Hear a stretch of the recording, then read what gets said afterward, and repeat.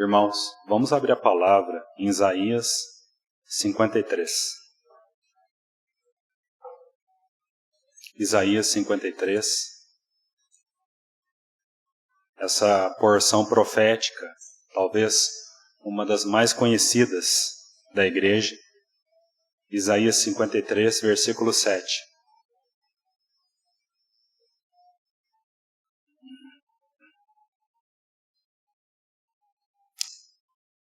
Ele foi oprimido e humilhado, mas não abriu a boca. Como cordeiro foi levado ao matadouro, e como ovelha muda perante os seus tosqueadores, ele não abriu a boca. Como cordeiro foi levado ao matadouro. Vamos abrir agora em Marcos, capítulo 15, onde veremos o cumprimento profético dessa profecia. Cumprimento literal e preciso dessa profecia. Marcos, capítulo 15, versículo 1.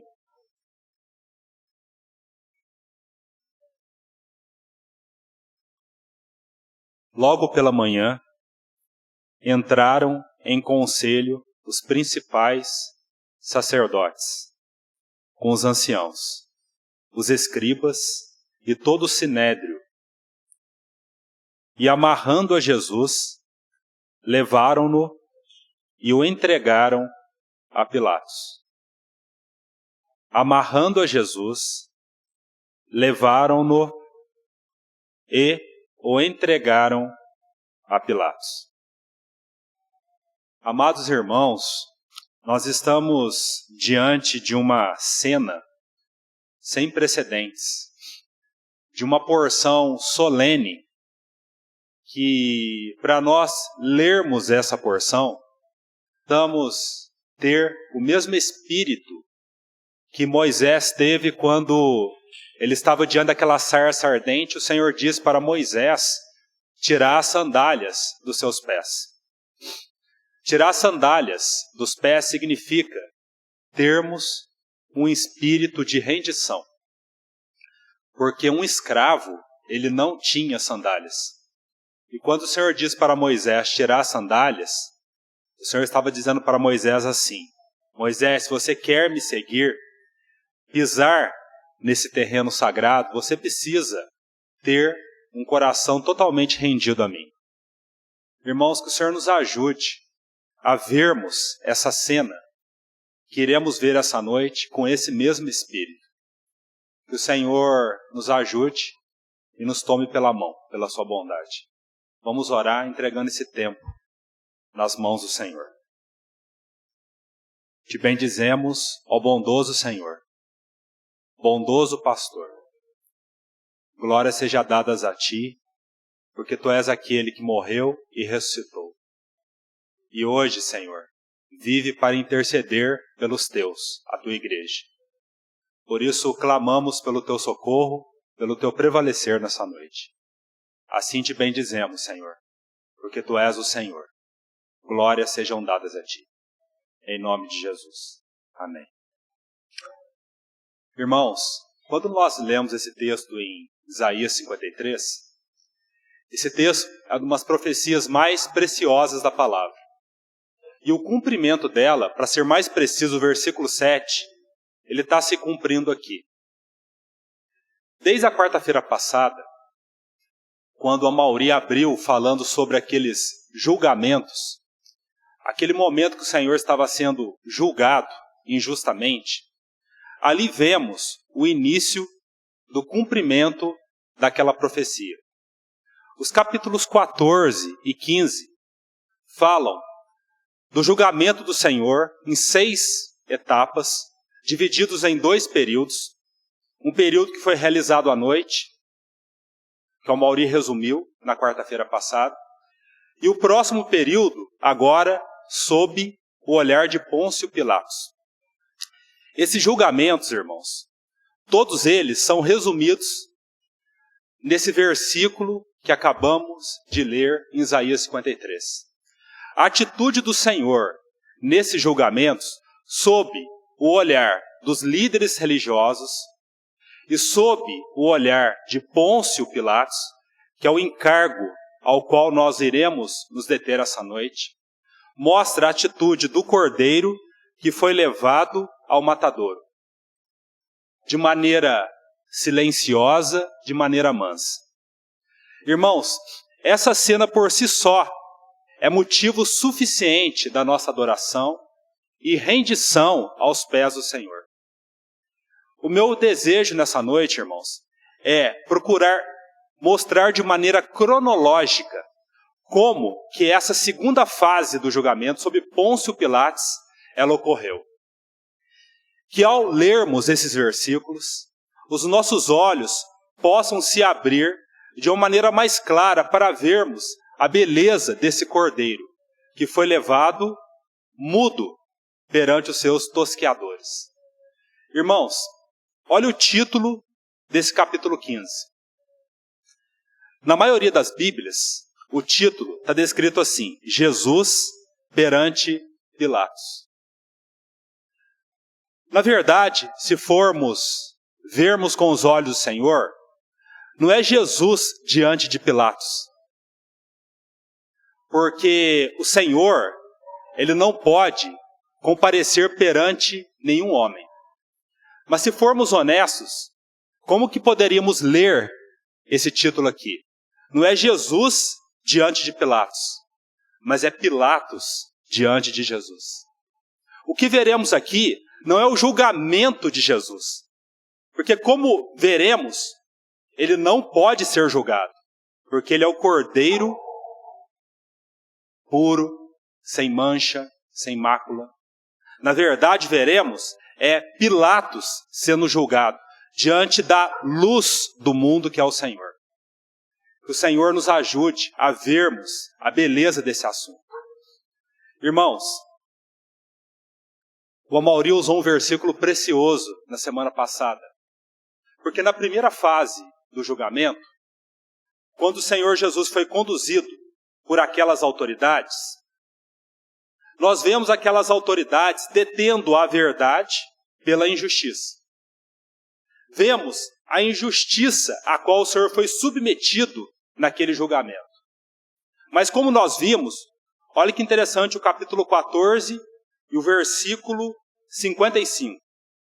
E os principais sacerdotes e todo o sinédrio procuravam algum testemunho contra Jesus para o condenar à morte, e não achavam. Porque não poderia haver nenhum defeito naquele Cordeiro Santo. Então nós vemos aqueles líderes conduzindo o Senhor àquele julgamento injusto, na escuridão da noite, para que ninguém ficasse sabendo. Ele é conduzido, mas não acharam nenhum delito naquele cordeiro. Agora, na parte da manhã, nós veremos o Senhor sendo conduzido a Pôncio Pilatos. Irmãos, que interessante. O Mauri usou aquele versículo da verdade sendo detida pela injustiça. Mas sabe o que vai ficar saliente para nós nessa noite, irmãos? O que precisa ficar bem claro para nós: a verdade nunca pode ser detida pela injustiça. O que deve ficar claro para nós, principalmente ao lermos essa fase final do julgamento, é: nada podemos contra a verdade, mas sim em favor da verdade. É isso que ficará claro para nós, irmãos. Nada podemos contra a verdade, sim a favor da verdade. Irmãos, esse versículo de Isaías que acabamos de ler, quando diz que ele foi conduzido perante os seus tosqueadores, ele foi levado ao matadouro. Olha essa palavra, levado, para ficar bem claro para nós por que essa profecia está sendo cumprida. Olha em Marcos capítulo 13, Marcos capítulo 14. Quando o Senhor foi traído por Judas. Marcos capítulo 14, versículo 46. Então lhe deitaram as mãos e o prenderam. Versículo 53. E levaram Jesus ao sumo sacerdote, o assunto já falado pelo Amauri. Versículo 15, esse que acabamos de ler. Levaram-no e entregaram a Pilatos. Versículo 16, então os soldados o levaram para dentro do palácio, que é o pretório, e reuniram todo o destacamento. E o versículo 22, e levaram Jesus para o Gólgota, que quer dizer lugar da caveira. Por todo esse capítulo, irmãos, nós vemos esse cordeiro sendo levado perante os seus tosqueadores a esse matadouro. Irmãos, o que nós aprendemos diante desse quadro? Por que aconteceu? Por que a palavra registra com tantos detalhes esses julgamentos? Na primeira parte, como o Mauri falou, vemos o julgamento na esfera religiosa, que aconteceu de madrugada. Assunto falado pelo Mauri na outra quarta. Possivelmente, o Senhor foi levado perante as autoridades 1h da manhã. Da 1h às 3h da manhã, o Senhor foi sendo julgado por Anás e Caifás.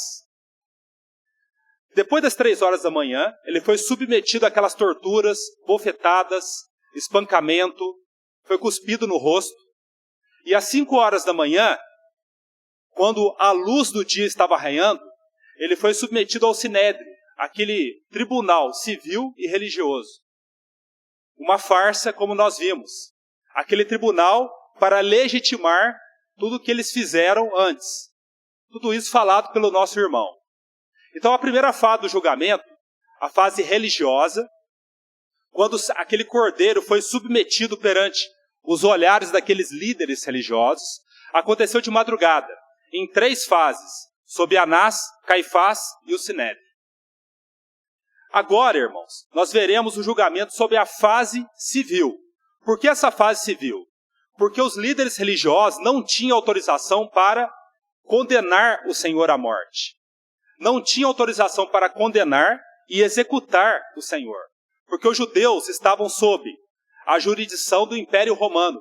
E somente ao Império Romano, ao representante do Império Romano, era dada essa autoridade para matar e executar. Por isso que eles enviaram Jesus a Pilatos. Para que Pilatos julgasse ao Senhor. Que ousadia, irmãos. O que nós veremos agora não é Pilatos julgando o Senhor, mas é o Senhor, à luz do mundo, julgando a Pilatos. Amados irmãos, guardem esse princípio. Nada podemos contra a verdade, sim a favor da verdade. O que nós veremos ao final desse encontro de Pilatos com o Senhor, irmãos, é essa verdade retumbante. Não há como nenhum homem nessa terra passar ileso, encontrar de maneira ilesa com a luz do mundo. Irmãos, nós teremos 2 atitudes diante da luz do mundo. Ou nós iremos nos render à luz do mundo, ou nós iremos, de alguma forma, nos esquivar, e isso vai redundar em condenação, como nós veremos aqui no caso de Pilatos. Então, nessa segunda fase do julgamento, o que o Espírito Santo quer deixar claro para nós, irmãos? Na primeira fase, vimos que os líderes religiosos nada encontraram de defeito nesse Cordeiro Santo. E nessa segunda fase também veremos que Pilatos várias vezes dirá: não vejo nele crime algum. Não vejo nele crime algum. Várias vezes. Mas veremos que mesmo esse pronunciamento não redundará em salvação para Pilatos. Irmãos, qual que é o meu encargo essa noite? Nós veremos que nesse julgamento, Pilatos irá admirar o Senhor. Irá ver que o Senhor é justo. Um homem diferente de todos que ele lidou. Mas isso não significa salvação. A salvação significa, irmãos, quando nós nos rendemos à verdade. O que adianta nós admirarmos a verdade? O que adianta nós olharmos para o Senhor e vermos que Ele é justo, se não nos entregarmos ao Senhor? Irmãos, que o Senhor nos livre deste engano. A palavra diz que os demônios, até os demônios, creem e tremem em Deus.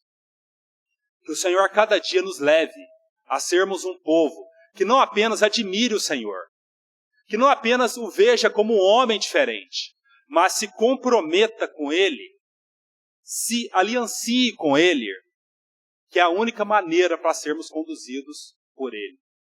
E é dessa maneira que não iremos contra a verdade. Então, nessa segunda fase, irmão, do julgamento civil, onde os líderes procuravam essa autorização desse representante romano para que ele pudesse ser condenado, para que ele pudesse ser à morte, mal eles sabiam que eles estavam sendo conduzidos pela mão soberana de Deus, né? O Senhor estava usando toda a situação para mostrar perante o mundo que esse cordeiro, apesar de ser submetido a um tribunal tão injusto, ele continuava expressando seu caráter puro, seu caráter perfeito. Irmãos, que o Senhor nos ajude a ver a beleza do Senhor. Então, Marcos capítulo 15, versículo 1. Vamos ler novamente. Logo pela manhã entraram em conselho os principais sacerdotes, com os anciãos, os escribas e todo o sinédrio, e amarrando a Jesus, levaram-no e o entregaram a Pilatos. Irmãos, entre o versículo 1 e 2, é importante nós fazermos essa ressalva. O capítulo 15, ele não está descrito de maneira cronológica. Cada evangelista, Mateus, Marcos, Lucas e João, eles vão enfatizar um aspecto daquilo que eles estão vendo. Nós precisamos de todo o relato dos evangelhos para termos uma sequência cronológica desse momento que o Senhor está diante de Pilatos e vermos a beleza desse quadro. Esse é o meu encargo. Para que nós, como igreja, possamos juntos vermos a beleza desse quadro, desenhado pelo Espírito Santo. Por isso, irmãos, nós precisamos um pouquinho de paciência essa noite e andarmos pelas Escrituras para vermos de uma maneira clara o que está acontecendo nesse julgamento aqui na esfera civil. Entre o versículo 1 e 2, irmãos, acontece algo. Por isso, peço aos irmãos toda a concentração dada pelo Senhor, para agora andarmos nas Escrituras, para vermos a importância do que está acontecendo aqui. Mais uma vez, irmãos, qual que é a razão do Espírito Santo deixar descrito para a igreja esses julgamentos que aconteceram de maneira injusta, tanto na esfera religiosa quanto na esfera civil? Para que se evidenciasse a perfeição, a pureza do Senhor. Irmão, nenhum homem nessa terra poderá levantar para mostrar qualquer defeito nesse cordeiro. O Senhor vai usar esse julgamento dessa maneira tão injusta para mostrar o quão perfeito é esse cordeiro que morreu por nós na cruz do Calvário. Já diz os irmãos, para você mostrar um diamante, uma pérola preciosa, essa pérola preciosa precisa de um fundo negro, para que a beleza dela seja realçada. É justamente isso que o Senhor está fazendo para nós aqui. O fundo negro é esse julgamento, mostrado nessas 6 fases. As 3 primeiras já foram compartilhadas na outra quarta. E essas 3 próximas fases compõem esse fundo negro para que realce a beleza desse cordeiro, dessa preciosa pérola do Senhor. Que vejamos assim dessa maneira, que os nossos olhos sejam abertos. Então vamos ver de maneira cronológica como que acontece, irmãos, esse julgamento na esfera civil. Então, entre o versículo 1 e 2, nós precisamos ir agora em João capítulo 18. João capítulo 18.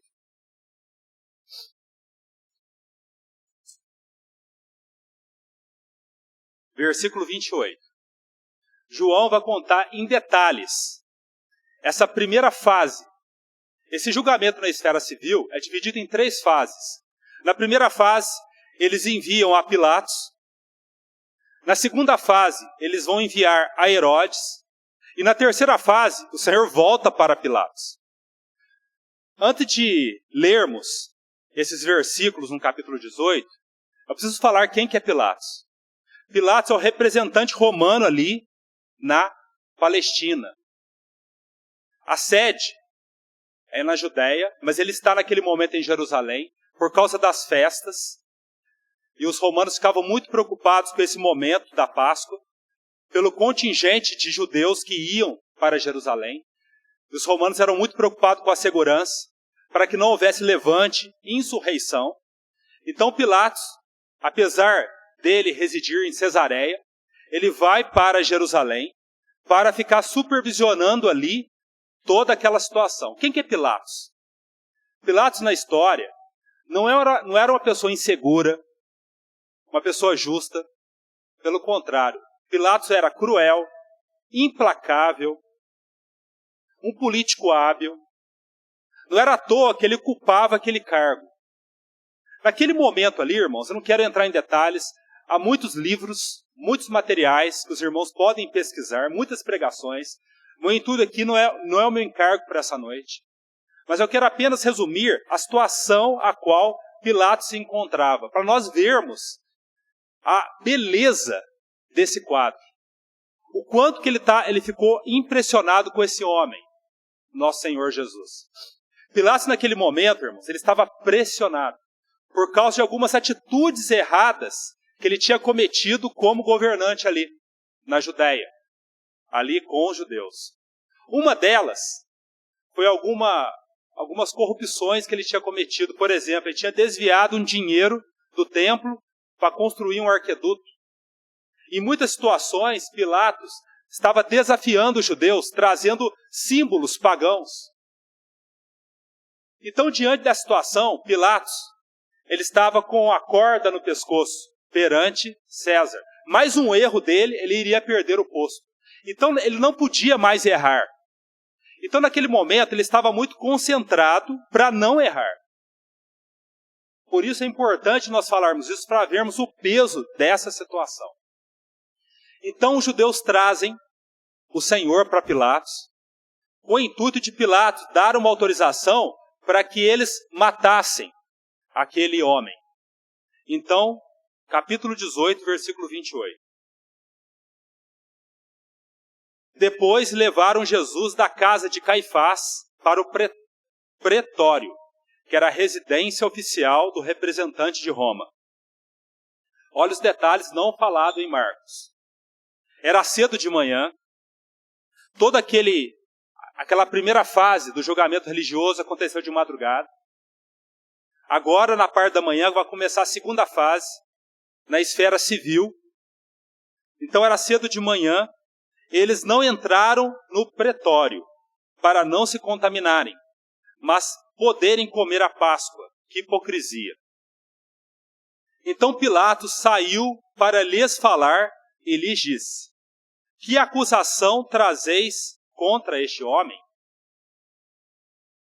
Pilatos estava aguardando uma acusação formal, porque ele era o representante de Roma ali. Ele precisava apresentar uma acusação formal para ter autorização desse representante para, então, acontecer a execução. Responderam-lhe: se este não fosse malfeitor, não te entregaríamos. Replicou-lhes, pois, Pilatos: tomai-o vós outros e julgai-o, segundo a vossa lei. Responderam-lhe os judeus: a nós não nos é lícito matar ninguém. Porque no primeiro momento Pilatos pensou que era uma questão entre os judeus. Porque nas questões que envolviam os judeus, contanto que não houvesse a pena capital, eles poderiam resolver. Mas a partir do momento que eles falaram: olha, é uma questão que envolve a pena capital, nós precisamos de uma autorização legal, né, para que ele seja executado. A partir desse momento, Pilatos entendeu que era uma acusação formal. Versículo 32. Para que se cumprisse a palavra de Jesus, significando o modo por que havia de morrer. Então o Senhor é apresentado, aquele cordeiro puro é apresentado para Pilatos. Só que ele precisava ver as acusações. Vamos em Lucas agora. Quais as acusações que os judeus apresentaram a Pilatos? Lucas 23. Importante nós irmos às Escrituras para termos um vislumbre desse quadro. Lucas 23, versículo 2.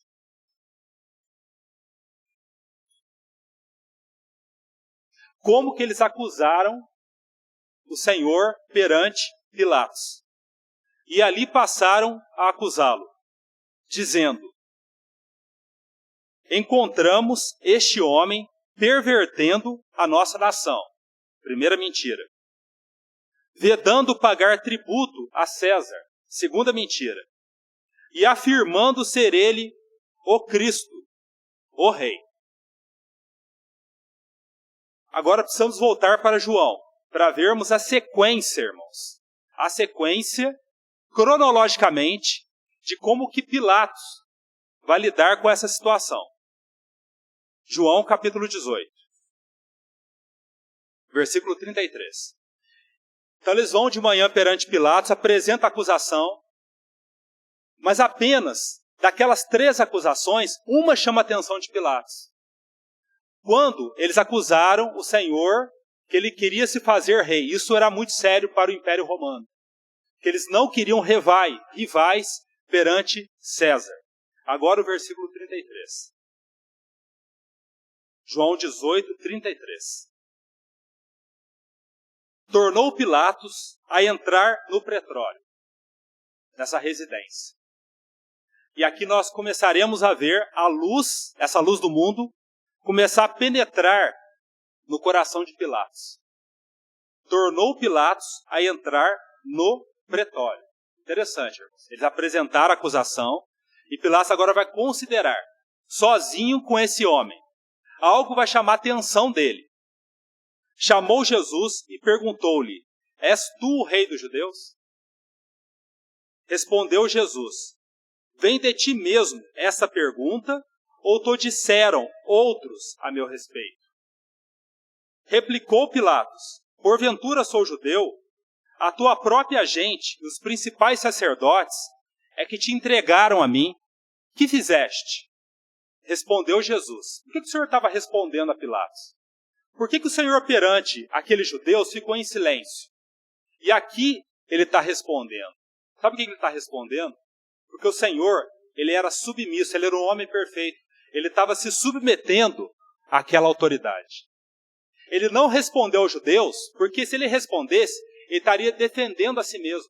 E o Senhor sabia que ele não poderia defender a si mesmo, porque ele sabia que o seu fim era ser conduzido à cruz. Aqui, como homem perfeito, ele submete àquela autoridade, porque ele estava sob uma acusação formal. E ele vai responder de uma maneira que vai impressionar Pilatos. Respondeu Jesus: o meu reino não é deste mundo. Se o meu reino fosse deste mundo, os meus ministros se empenhariam por mim, para que não fosse eu entregue aos judeus, mas agora o meu reino não é daqui. O Senhor responde a Pilatos, de maneira maravilhosa. Como que dizendo, a minha intenção, se o meu reino fosse daqui, eu teria seguidores que iam me defender, não deixaria ninguém me pegar para trazer aqui. Resumindo, é isso que o Senhor estava falando. Então lhe disse Pilatos: logo tu és rei. Respondeu Jesus: tu dizes que sou rei. Eu para isso nasci e para isso vim ao mundo, a fim de dar testemunho da verdade. Todo aquele que é da verdade ouve a minha voz. Irmãos, é interessante o que está acontecendo aqui. O Senhor não estava apenas respondendo a Pilatos. O Senhor estava começando a pregar para um juiz, que era Pilatos. O Senhor estava começando a sondar a consciência de Pilatos.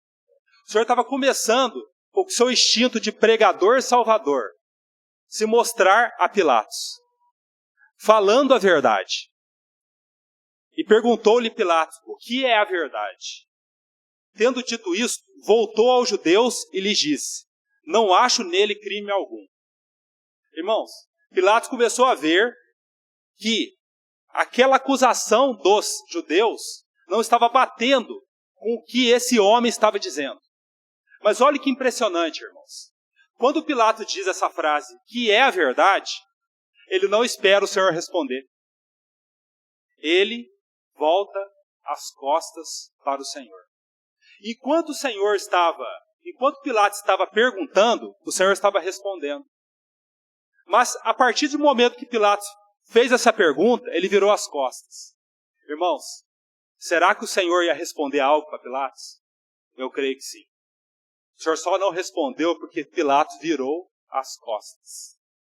Irmãos, o desejo do Senhor é responder perguntas que nós fazemos a Ele. Mas Ele busca um coração sincero. Se nós virarmos as costas, o Senhor não vai responder aquilo que pedimos. Então, nesse momento aqui, irmãos, Pilatos vira as costas para o Senhor. Aonde que eu quero chegar com isso? Os judeus começam a acusar o Senhor. Vamos em Marcos, capítulo 15, versículo 3. Marcos 15, versículo 3. Pilatos percebeu algo e começou a perceber que não havia crime nenhum, a acusação não estava batendo, eles estavam acusando o Senhor, mas diante daquele primeiro encontro com o Senhor, ele viu que a acusação deles não procedia. Mas olha o versículo 3. Então os principais sacerdotes o acusavam de muitas coisas, e eles continuavam acusando o Senhor. Quando você vai em Lucas 23, eles acirraram a acusação. Mas olha algo impressionante. Versículo 4. Tornou Pilatos a interrogá-lo. Pilatos viu que não tinha crime nenhum, virou as costas para o Senhor. Os judeus continuavam acusando o Senhor. E Pilatos diz no versículo 4. Tornou Pilatos a interrogá-lo. Nada respondes? Vê quantas acusações te fazem. Jesus, porém, não respondeu palavra, a ponto de Pilatos muito se admirar. Aqui é a primeira fase desse julgamento perante Pilatos. Irmãos, você sabe o que Pilatos ficou admirado? Sim, aquelas palavras, as primeiras palavras do Senhor foram impressionantes.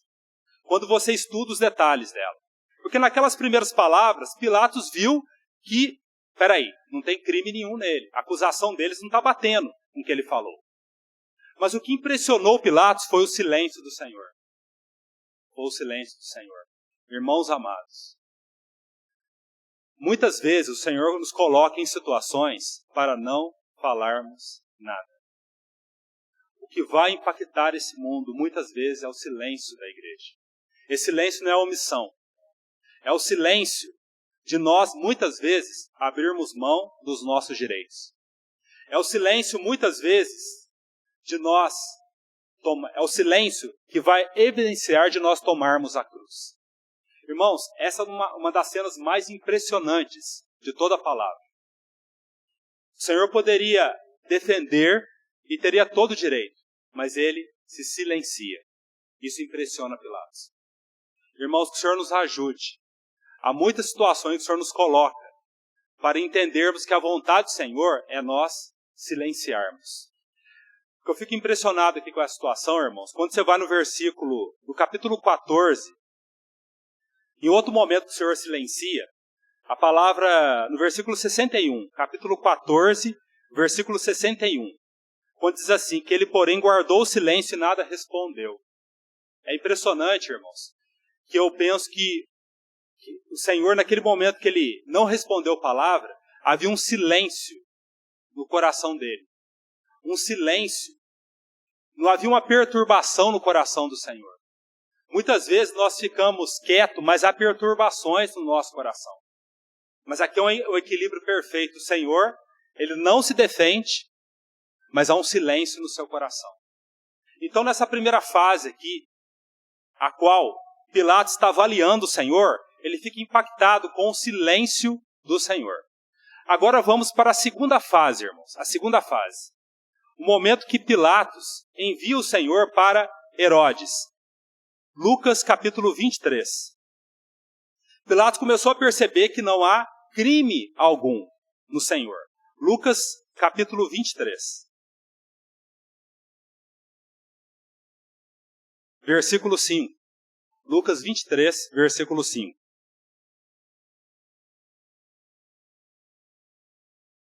Insistiam, porém, cada vez mais, dizendo... E aqueles líderes continuavam acusando o Senhor. Insistiam, porém, cada vez mais, dizendo... Ele alvoroça o povo, ensinando por toda a Judéia, desde a Galiléia, onde começou até aqui. Tendo Pilatos ouvido isto, perguntou-se aquele homem se era galileu. Ao saber que era da jurisdição de Herodes, estando este naqueles dias em Jerusalém, lhe o remeteu. Agora veremos a segunda fase. Pilatos envia também o Senhor para ser examinado perante Herodes. Por que Herodes? Porque Pilatos ficou sabendo que Jesus, ele gastou muito tempo na Galiléia. E Herodes, ele governou a Galiléia. Ele era o governante da Galiléia ali. Por que Pilatos fez isso? Era uma maneira dele obter um outro apoio. Porque ele já viu que o Senhor era inocente. Ele queria que Herodes também confirmasse, para ele poder chegar para os judeus e falar, ele é inocente. Porque Pilatos estava sob pressão. E também Herodes era um especialista nas causas judaicas. Ele queria ouvir a opinião desse governante. Então, Lucas 23, versículo 8. O Senhor é encaminhado para Herodes, para ser avaliado perante esse governante, também cruel e injusto. Herodes, vendo a Jesus, sobremaneira se alegrou, pois havia muito queria vê-lo, por ter ouvido falar a seu respeito. Esperava também vê-lo fazer algum sinal. E de muitos modos o interrogava.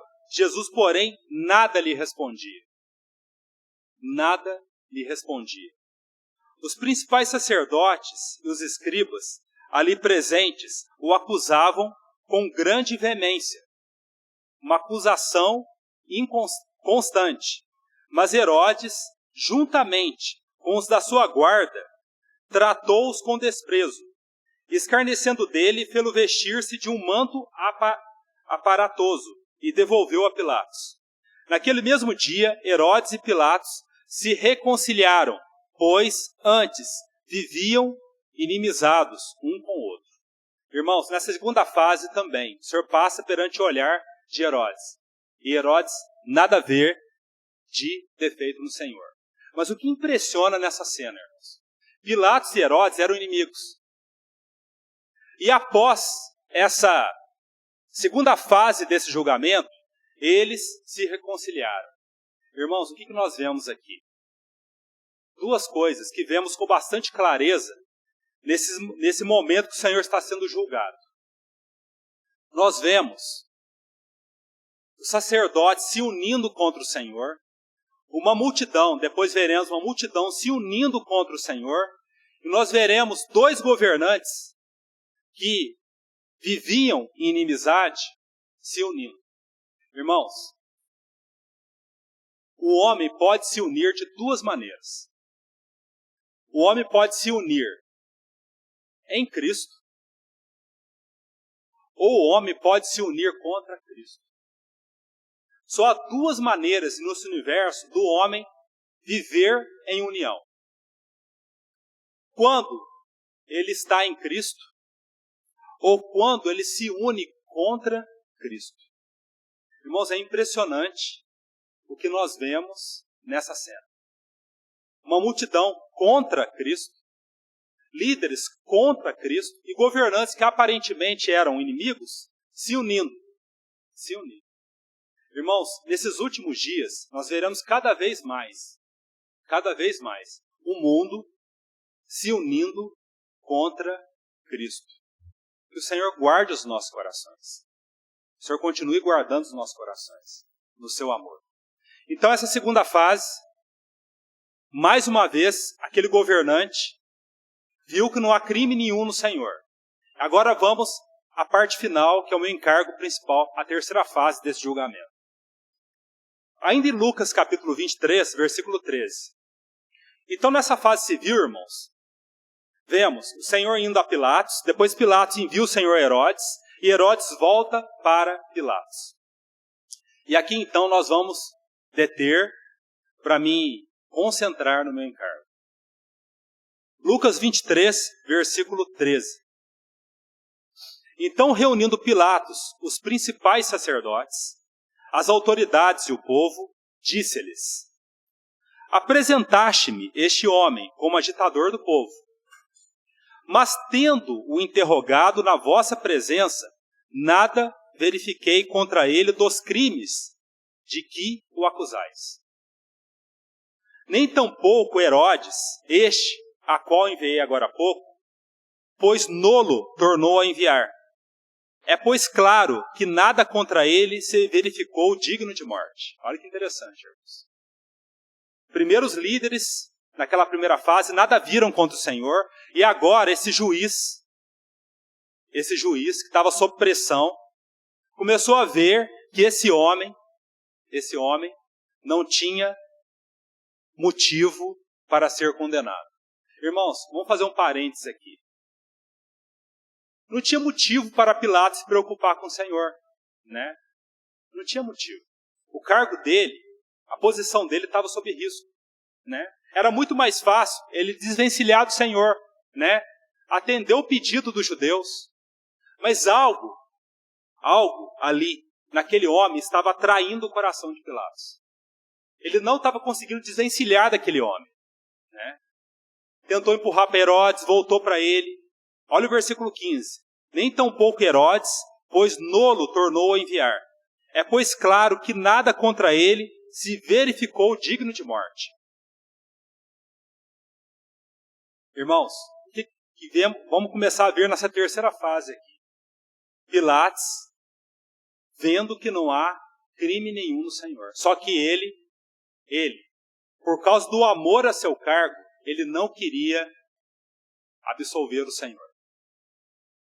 Versículo 16. Portanto, após castigá-lo, soltá-lo-ei. Ele queria ver se isso conseguia convencer os judeus diante disso. Eu vou castigar e eles vão ficar compadecidos dele e eu vou conseguir soltá-lo. Mas não é isso que vai acontecer, irmãos. O que vai acontecer agora, irmãos? Vamos para Mateus capítulo 27. Pilatos vai tentar de todas as maneiras soltar o Senhor sem se comprometer. Só que ele não vai conseguir. Marcos capítulo 27. Mateus capítulo 27. Versículo 15. Nessa terceira fase. Assim que o Senhor volta de Herodes. A terceira fase, em Mateus capítulo 27.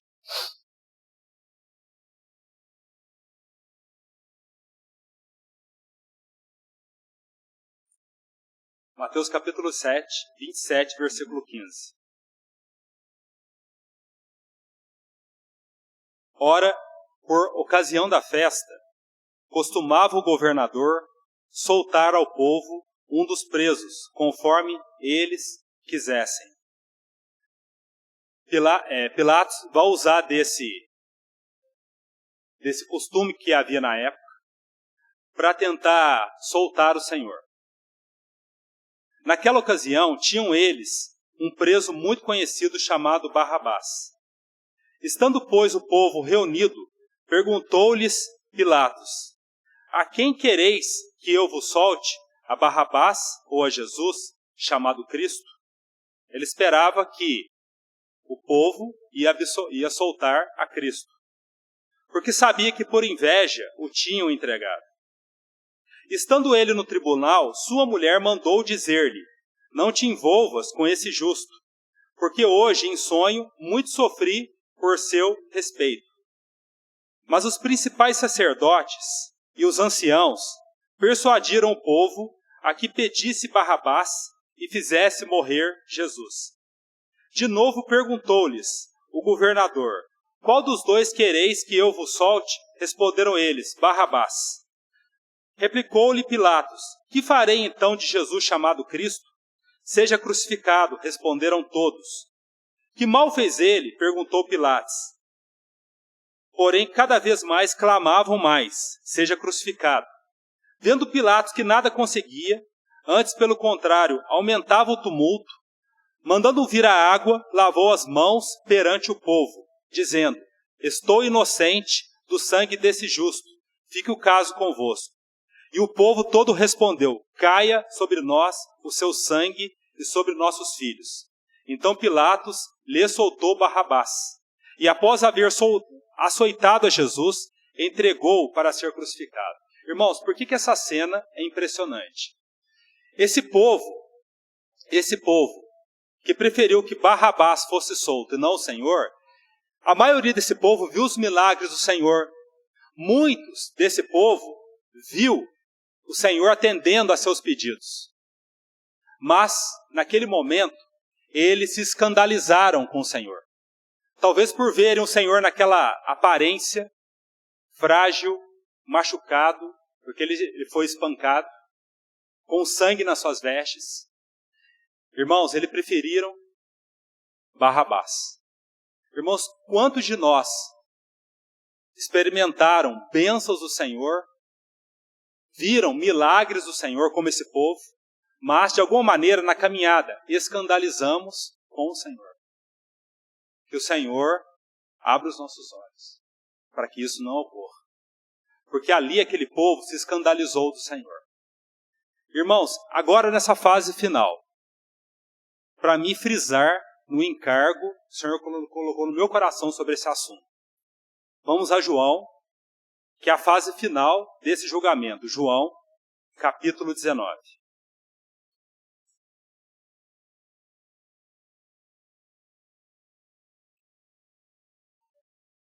O desespero de Pilatos. Porque Pilatos viu que ele era um justo, mas ele não queria se comprometer para que seu cargo não estivesse em risco.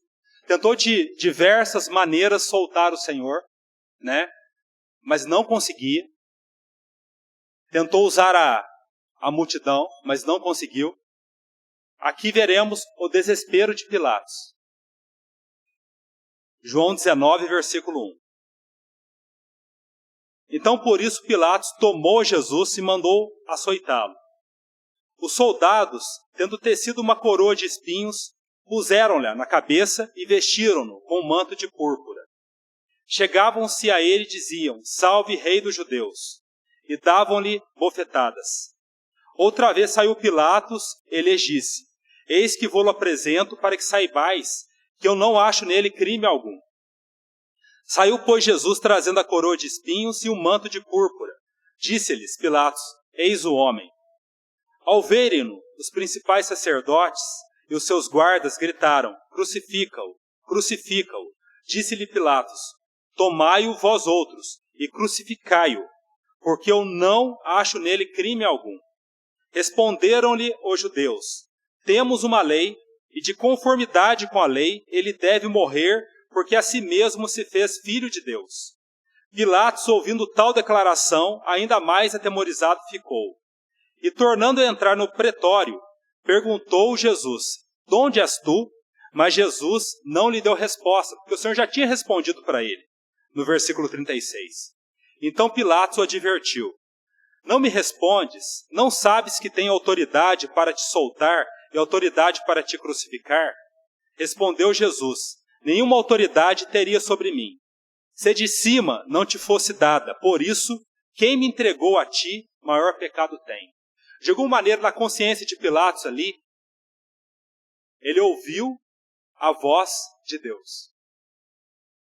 A partir desse momento, Pilatos procurava soltá-lo, mas os judeus clamavam, se soltas a este, não és amigo de César. Todo aquele que se faz rei é contra César. Ouvindo Pilatos essas palavras, trouxe Jesus para fora e sentou-se no tribunal, no lugar chamado pavimento, no hebraico, Gabatá. E era a Pareceve Pascal, cerca da hora sexta, e disse aos judeus, eis aqui o vosso rei. Irmãos, Pilatos admirou o Senhor, nós vimos que ele ficou admirado pelo silêncio do Senhor. Ele viu que ele era justo, mas ele viu até que Jesus era rei. Mas ele não quis se comprometer com o Senhor. Irmãos, quantas vezes nós admiramos do Senhor, vemos que ele é um homem justo, mas não queremos nos comprometer com o Senhor. Esse é o meu encargo para essa noite. Pilatos, ele naufragou na sua vida, porque ele recusou de ouvir a sua consciência.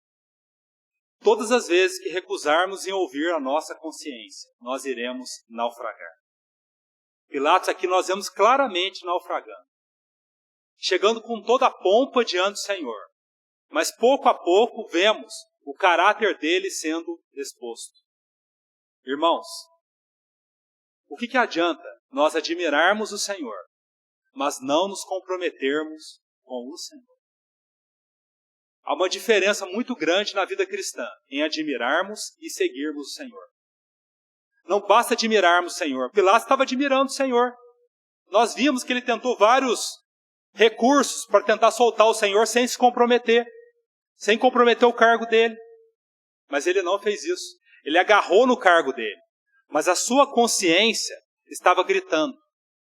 Ao invés de atender a sua consciência, ele se agarrou ao seu cargo. Ele naufragou na sua vida. A tradição diz que Pilatos, ele é deposto do cargo e ele suicida.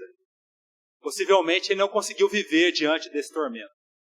Irmãos, quantas vezes na vida cristã, irmãos, nós confundimos a admiração, nos acomodamos, olha só que Senhor maravilhoso, mas não queremos nos comprometer com esse Senhor. É uma diferença abismal, é uma diferença muito grande. Irmãos, eu sei que muitos de nós já entregou sua vida ao Senhor. Isso não vai mudar, somos salvos eternamente. Mas muitas vezes na prática, irmãos, nós queremos apenas admirar o Senhor. Não queremos pagar o preço de perdermos um cargo para nos unirmos ao Senhor, para seguirmos ao Senhor. E isso será trágico para as nossas vidas. Irmãos, olha que declaração de Pilatos. Quando ele diz no versículo 14, eis aqui o vosso rei. O certo era ele dizer, pelo que a sua consciência estava dizendo a ele, eis aqui o vosso rei e meu rei. Porque a luz estava brilhando de tal forma para ele, aquele homem que é a luz, ele sabia que havia algo maravilhoso naquele homem, mas ele queria apenas manter uma distância daquele homem. Ele viu que aquele homem era, de fato, o rei de Israel, mas ele não queria que aquele homem fosse o seu rei. Amados irmãos, como que nós estamos essa noite? Como admiradores do Senhor? Ou como aqueles que querem seguir o Senhor? Seguir aquele que está sendo rejeitado? Eu queria terminar fazendo 3 aplicações práticas para nós.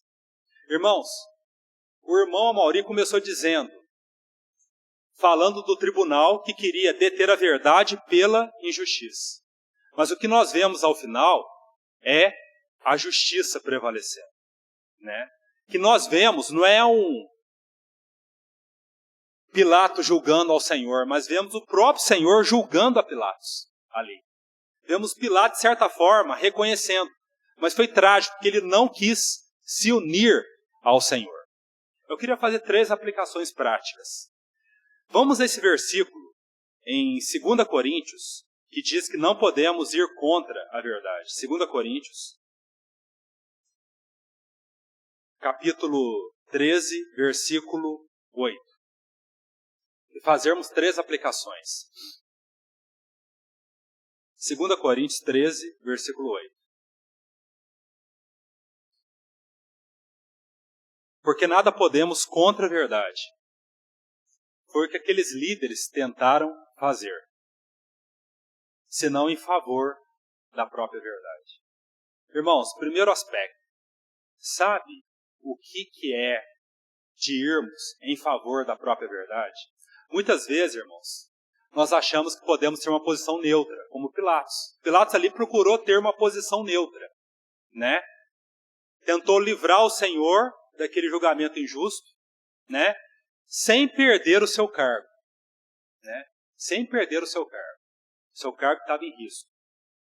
Amados irmãos, Pilatos acabou naufragando na sua vida. Irmãos, primeiro ponto. ou nós vamos contra a verdade ou a favor da verdade. Ir a favor da verdade não é permanecermos numa postura neutra, amados irmãos. Irmos a favor da verdade significa seguirmos o Cordeiro por onde quer que ele vá. É interessante que ali naquele julgamento, assim como na nossa vida cristã, não há como termos um encontro com o Senhor e sairmos inteiros, e sairmos ilesos. Nós vimos na experiência de Pilatos, né? Ele começou inteiro e terminou, de certa forma, naquela condição calamitosa. Irmãos, primeiro ponto, não há como nós sairmos da maneira como nós estamos quando nós encontramos com o Senhor. Não existe ponto neutro na vida cristã. Todas as vezes que nós encontrarmos com o Senhor, será perigoso se nós não nos rendermos ao Senhor. Não é suficiente apenas admirarmos o Senhor. O Senhor quer seguidores. Como que nós precisamos guardar isso, irmãos? Pilatos ali, ele terminou admirando o Senhor, admirado pelo silêncio do Senhor, né? Não viu crime nenhum no Senhor, mas ele não terminou seguindo ao Senhor como aquele ladrão na cruz. É impressionante. Pilatos nunca tinha encontrado com o Senhor, assim como aquele ladrão, né? A ambos, a graça foi oferecida para Pilatos e para o ladrão. A diferença é que o ladrão se rendeu ao Senhor, aquele ladrão na cruz. Meu amado irmão, não é suficiente admirarmos uma pregação. Não é suficiente admirarmos o Senhor. O Senhor quer seguidores. Se nós não seguirmos o Senhor, a nossa vida vai ser um fracasso. Nós poderemos naufragar na fé, como Paulo diz para Timóteo, como muitos naufragaram na fé. Então, o primeiro ponto, irmãos, o Senhor deseja que possamos seguir a verdade. O segundo ponto, irmãos, é 1 Timóteo. Segundo ponto, 1 Timóteo, capítulo 6. O Senhor espera que possamos seguir a verdade. Segundo ponto, 1 Timóteo, capítulo 6, versículo 11. Versículo 12. 1 Timóteo 6, versículo 12. Combate o bom combate da fé. Toma posse da vida eterna, para a qual também foste chamado, e de que fizeste a boa confissão, perante muitas testemunhas. Exorto-te perante Deus que preserva a vida de todas as coisas, e perante Cristo Jesus, que diante de Pôncio Pilatos fez a boa confissão. Irmãos, o que nós vemos naquele julgamento ali é um modelo que o Senhor espera que a igreja também, em situações de injustiça, como o Senhor foi injustiçado, em situações de confronto, possamos também dar a boa confissão. Irmãos, ao vermos essa cena do Senhor ali, naquele julgamento, aonde a sua justiça foi atestada, o Senhor possa inspirar vidas que possam dar essa boa confissão em cada momento que formos chamados. Confissão significa sermos fiéis ao Senhor em ambientes hostis. Olha que interessante aqui. Exorto-te perante Deus, que preserva a vida de todas as coisas, e perante Cristo Jesus, que diante de Pôncio Pilatos fez a boa confissão. Nós somos chamados também como Senhor a fazermos a boa confissão. A boa confissão, irmãos, não é a boa confissão no domingo pela manhã. A boa confissão não é aquele momento maravilhoso quando estamos à mesa com os irmãos. A boa confissão é em ambientes hostis. Nesses últimos dias, irmãos, que estejamos preparados, o Senhor vai chamar a sua igreja para dar essa boa confissão. E isso só será possível se nas nossas vidas estivermos seguindo a verdade. O Senhor não for apenas o Senhor para nós não for aquele a qual admiramos, mas for a qual aquele a quem seguimos. A terceira e última aplicação, irmãos. Voltemos em Marcos capítulo 15. Marcos capítulo 15. Última aplicação. A primeira, seguirmos a verdade, não sermos apenas admiradores. A segunda, a boa confissão, assim como o Senhor deu diante de Pôncio Pilatos. A terceira, irmãos, terceira aplicação. O que nós vemos no versículo 1? O Senhor se submetendo ao desígnio de Deus. Esse cordeiro que foi levado mansamente ao matadouro. Esse homem que foi levado mansamente ao Gólgota. O Senhor não estava entregue a uma circunstância. O Senhor sabia que estava entregue à mão do Pai, que estava conduzindo aquelas circunstâncias para que o propósito de Deus se cumprisse. Será que nós vemos, irmãos, que acima das circunstâncias está a mão do Pai, a mão de Deus, orquestrando aquela circunstância para que os desígnios de Deus se cumpram através das nossas vidas? Olha que linda essa figura. Amarrando a Jesus, levaram-no. Irmão, será que nós, aos olhos de Deus, permitimos que a mão de Deus nos leve a seus propósitos? Será que nós permitimos que a mão do Pai nos leve à sua vontade ou resistimos? Ou resistimos? Será que nós vemos a mão de Deus orquestrando todas as circunstâncias em nossas vidas? Será que vemos? Ou vemos apenas as circunstâncias? Olha que interessante, irmãos. Às vezes questionamos a Deus por que Ele liberta os Barrabás. Mas é porque o Senhor libertou esse Barrabás aqui. O Senhor usou essa injustiça para que a justiça de Deus fosse cumprida na cruz. O Senhor muitas vezes permite que injustiças aconteçam em nossas vidas para que a sua glória seja vista em nossas vidas. Será que nós temos esse olhar? O Senhor tinha. Por isso ele, como um cordeiro, mudo e manso, se entregou na mão de Judas, aqueles líderes, Pilatos, porque a sua vida não estava entregue ao ocaso, estava entregue à mão do Pai. Será que é assim que nós vemos? Será que é assim? Se não vemos dessa maneira, nós iremos escandalizar. Escandalizar nas injustiças, escandalizar nas doenças, escandalizar quando somos confrontados, como aqui o Senhor foi confrontado. Irmãos, que nessa terceira aplicação, o Senhor possa encontrar um povo a qual Ele esteja trabalhando de maneira tão profunda, que Ele possa nos conduzir como Ele conduziu o Senhor. O Senhor foi conduzido de maneira mansa. Será que o Senhor, o Pai, tem conduzido as nossas vidas, tem encontrado aqui um povo que são como ovelhas mansas? Ou reagimos à mão de Deus? Ou reagimos a essas circunstâncias que nos confrontam, às injustiças, às hostilidades, às maldades?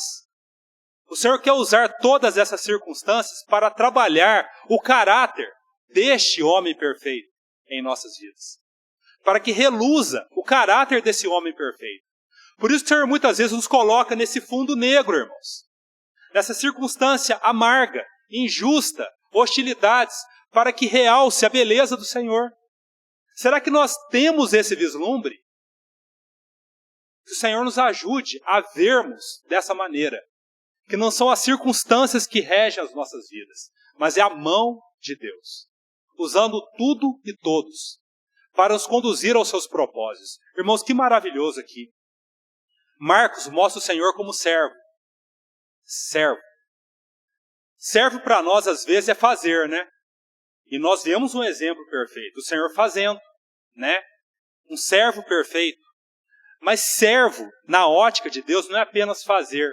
Servo, na ótica de Deus, é permitirmos o Senhor nos conduzir ao altar. A primeira parte de Marcos, nós vemos o Senhor fazendo. Aquele servo perfeito. Milagres, curando, cego, surdo, mudo. Na segunda parte de Marcos, nós vemos o servo sendo conduzido à cruz, ao altar. Irmãos, é assim que o Senhor quer conduzir as nossas vidas. Não apenas para que o nosso serviço seja eficaz, mas o Senhor quer ver vidas no altar, sendo conduzida à vontade de Deus. Irmãos, o segredo da vida cristã, como nós vemos aqui nesse servo perfeito, não é agarrarmos a tudo que está ao nosso alcance. Uma vez uma irmã perguntou a um pregador. Ela dizia que ia às reuniões, lia livros, ouvia pregações, tinha comunhão com os irmãos, mas a vida dela era um fracasso, não tinha poder, não tinha unção. Esse irmão disse a seguinte frase para ela, que vemos claramente aqui no versículo 1. O irmão disse assim: minha querida irmã, o segredo da vida cristã é você se agarrar a tudo que está ao teu alcance. O segredo da vida cristã é você entregar tudo que você tem na mão de Deus. Aqui nós vemos esse homem se entregando, não às circunstâncias, à mão de Deus. Irmãos, se você quer ter uma vida perfeita, se entregue à mão de Deus, para que te conduza ao seu altar, para que Ele te conduza àquela condição a qual você possa de fato glorificar a Deus. Mas muitas vezes, irmãos, nosso caráter não é assim. Nós reagimos à mão de Deus. A mão de Deus em situações na nossa casa, no nosso trabalho, em várias situações. Nós resistimos à mão que traz a cruz. Diferente desse homem perfeito. Nós resistimos às autoridades injustas. Nós resistimos aos desígnios de Deus. Enquanto resistimos, irmãos, nós nunca poderemos ser esse servo perfeito. Enquanto nós resistimos, irmãos, a beleza do Senhor não será vista em nossas vidas. Infelizmente, irmãos, sabe como que nós vamos terminar esse assunto aqui? Por um lado, que essa visão desse cordeiro sendo levado perante os seus tosqueadores não saia da nossa mente. Mas, irmãos, infelizmente, sabe qual que é a visão que o Senhor tem das nossas vidas? A visão que nós temos do Senhor é esse cordeiro que foi levado mansamente para a cruz, trazendo para nós salvação. Esse cordeiro perfeito, apesar de tanta acusação, ele continuava agindo de maneira adequada. Esse cordeiro que não teve defeito aos olhos das autoridades religiosas, nem aos olhos de Pilatos. Esse cordeiro maravilhoso. É essa visão que nós temos. É essa visão que precisa governar as nossas vidas. Mas, amados irmãos, sabe qual que é a visão que o Pai tem da sua igreja? Não é de ovelhas mansas, mas é desse animal que eu queria terminar. Abre em Jó, capítulo... último texto para nós encerrarmos. Jó,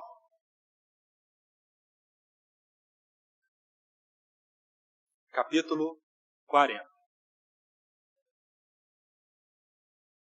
Esse Senhor, mesmo poderoso, ele se permitiu que mãos humanas o conduzissem.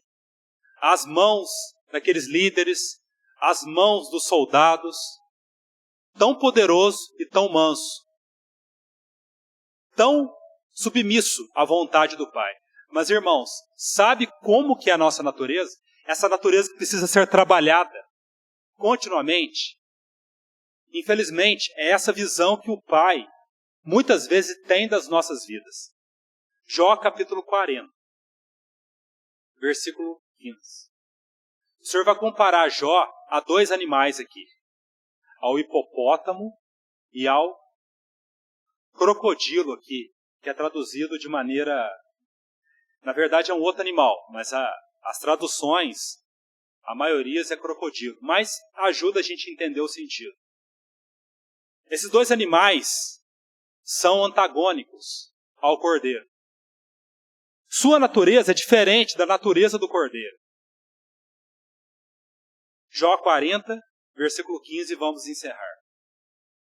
Contempla agora o hipopótamo, que eu criei contigo, que come a erva como o boi. Sua força está nos seus lombos, e o seu poder nos músculos do seu ventre. Olha o versículo 24. Representa quem nós somos. Acaso pode alguém apanhá-lo quando ele está olhando?